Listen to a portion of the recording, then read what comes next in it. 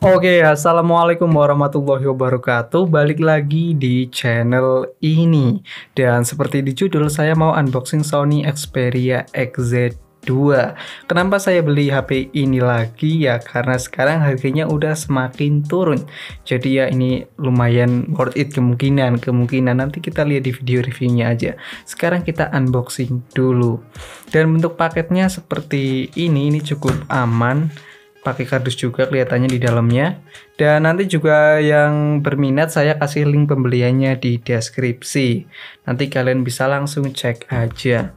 Dan Sony Xperia XZ2 ini adalah mantan flagship tentunya dari Sony yang rilisnya itu di tahun 2018. Usianya ya belum tua-tua amat.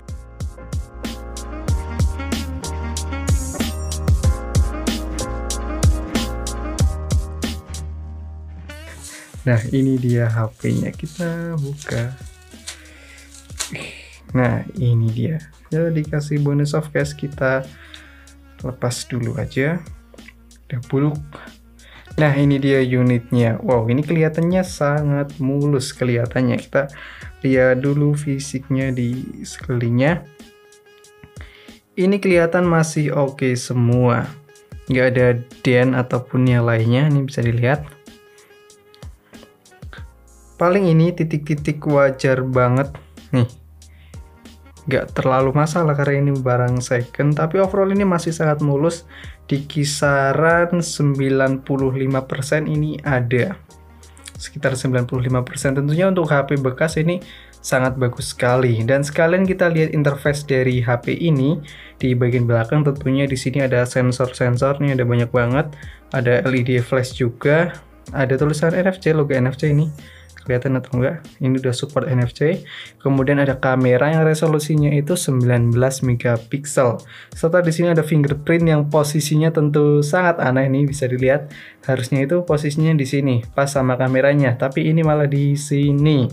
Jadi kalau kita mau foto mungkin akan sering-sering lap ini lensa kameranya karena sering salah sentuh. Kecuali kalau kalian udah terbiasa.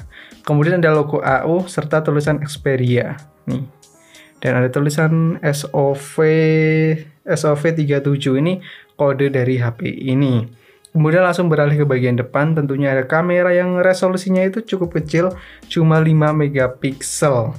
Dan sepengalaman saya pernah coba kamera dari HP ini, kamera depannya hasilnya itu kurang oke. Masih kalah dibanding Sony Xperia XZ1 atau XZ sekalipun. Nah, ini lebih bagus kamera ini, saya pernah coba.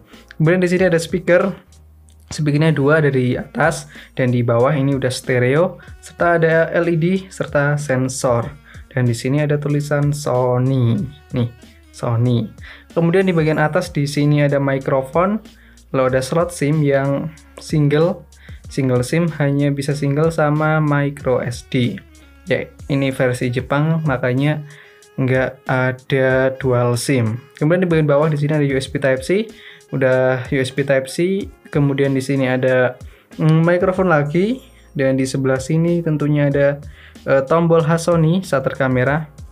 Kemudian ada tombol power, volume up dan volume down. Untuk tombol-tombolnya ini cukup enak, nggak terlalu keras dan nggak terlalu, ya ini pas, enak. Kemudian di sini kosong, nggak ada apapun. Kita hidupin, semoga bisa nyala. Bismillah. Nah, kita tunggu sebentar serta nikmatin fisiknya. Ini feel premiumnya tetap kerasa banget walaupun usianya udah beberapa tahun yang lalu, tapi feel premium itu nggak akan pernah memudar karena hal yang dimiliki mantan flagship, salah satunya yang pasti dimiliki itu adalah feel premium serta build quality yang bagus, dan HP ini sangat bagus di hal tersebut. Dan ini juga enak buat digenggam. Kita hidupin, udah hidup, maksudnya kita swipe up. Nah, penampakan awalnya seperti ini. Dan kita lihat juga bloatware dari HP-nya. Di sini bloatware-nya ada banyak banget. Ini bloatware dari AU. Ini karena ini versi AU. Dan bloatware dari ini HP ini juga bisa di-uninstall. Nah, ini bisa di-uninstall. Jadi ya lumayan bisa mengurangi penyimpanan agar bisa menyimpan banyak file yang lainnya, misalnya kayak foto. Nah, ini dia. Dan untuk UI-nya sendiri ini sih sebenarnya dekat dengan stok Android. Nih, dekat banget sama stok Android yang lumayan simple, tapi bloatware-nya sayang sekali ini banyak karena ini versi Jepang. Kalau versi global aslinya bloatware-nya nggak sebanyak ini. Dan kita cek juga sekarang Android berapa. Nah, sekarang ini di Android 9, tapi ini masih bisa diupdate sampai dengan Android 10. Nanti kita coba update di video reviewnya. Dan kita cek juga layarnya. Ini layarnya bagus banget, nggak ada shadow, tompel, atau apapun. Ini lecet dikit banget. Nih. Tapi nggak apa-apa, wajar. Nggak tahu ini lecet atau... Oh, ini bukan lecet, tapi debu di dalam apa ini, tempered glass, hidrogel maksudnya. Ini dikasih hidrogel, di dalamnya ada debunya, nggak masalah. Tapi untuk shadow atau apapun ini nggak ada sama sekali. Dan untuk responsivitasnya kita cek juga, responsivitasnya masih bagus, nggak ada kendala apapun. Ini bagus banget. Kemudian kita cek apa lagi ya, coba ketik, buat ngetik enak apa enggak. Ini buat ngetik cukup enak, walaupun getarnya nggak sebagus Flexiply di zamannya, tapi ini masih tergolong cukup oke, apalagi mengingat harganya sekarang tinggal 1 jutaan. Ini udah oke banget nih. Ini udah oke banget. Dan untuk layarnya ini saya cukup suka, layarnya itu kelihatan kayak hidup banget, meskipun ini bukan layar AMOLED nih, bisa dilihat. Ini juga tajam banget nih. Ini layarnya sih untuk harga segini tentu saja sangat bagus ini layarnya. Dan kita coba kameranya juga. Duh, ini kotor banget. Gak apa-apa. Kita foto apa ya? Kita foto. Nah, untuk versi Jepang juga pasti kameranya berbunyi ini. Nah, kameranya pasti bunyi, nggak mungkin bisa diem. Karena itu ciri khas ya HP-HP Jepang. Kita coba foto kamera belakang. Kok susah fokus? Loh. Kok susah fokus? Sumpah ini nggak bisa fokus nih. Nih. Tuh, susah fokusnya ternyata. Padahal perasaan dulu fokusnya gampang loh. Dan untuk shutternya agak lambat sedikit. Kita cek kamera depannya juga, kamera belakangnya sekali lagi. Kita coba kamera depan, cuma 5 megapiksel. Kita coba, nih. Ini agak backlight, sebentar.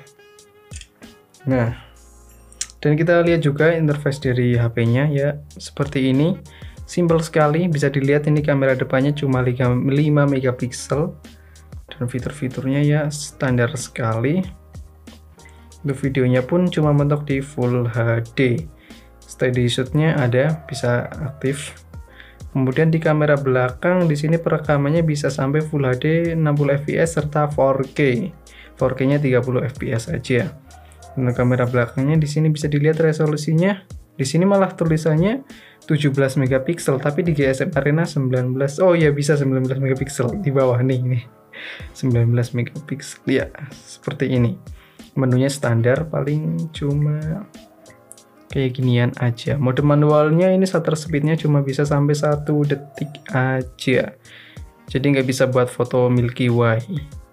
Nah, kita lihat hasil kamera belakangnya. Ya, hasonis sekali, tajam dan natural. Hasonis sekali. Kemudian untuk foto ini, bentar. Nah, ini hasil kameranya cukup bagus, kelihatan detail banget. Sidik jari saya di lensa kameranya terlihat dengan cukup jelas. Ini mantep banget. Dan untuk kamera depan, ya sayang sekali ini kamera depannya jelek banget. Sumpah ini kurang bagus. Lebih bagus Sony Xperia XZ biasa. Kita coba aja. Nih.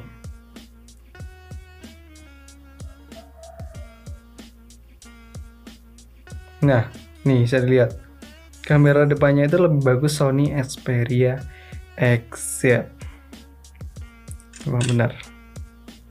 Dan ya, mungkin segini aja. Nanti video reviewnya saya buat beberapa minggu atau beberapa hari, tergantung sempat atau enggaknya. Soalnya sekarang lagi kuliah dan banyak tugas.